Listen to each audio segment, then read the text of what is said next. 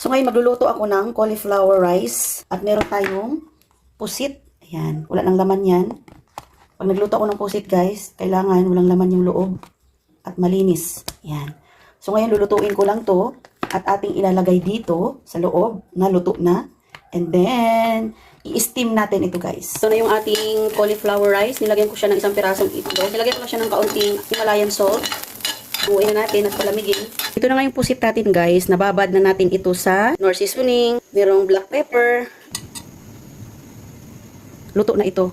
Tapos ito lang yung pusit yung ating i-steam. Malinis na po yung pusit nito. As in wala na talaga siyang laman loob. At ilang beses ko siyang hinugasan. Siksik lang natin para marami yung mailagay. At saka ayan nagpakulo na rin pala ako ng pang-steam natin. Grabe effort talaga to ni Mami guys.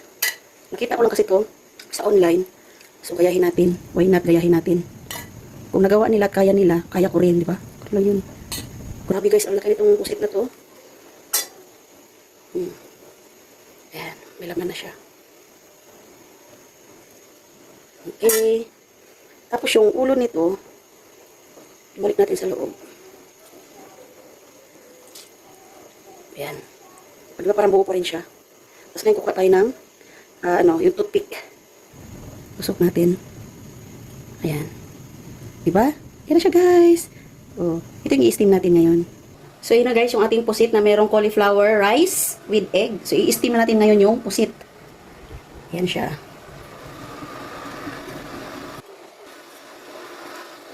Ayan, invento guys. Diba? So hintayin natin yan na maluto. Tatakpan muna natin.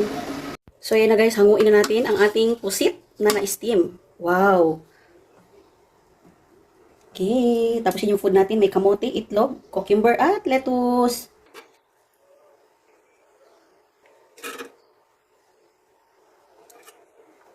Ayan na guys, yung na-prepare ni Mami sa aking 1 meal a day. Prepared na.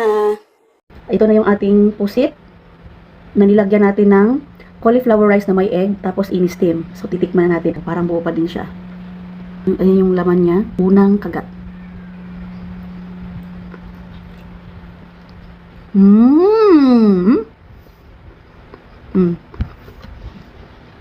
Ang sarap guys.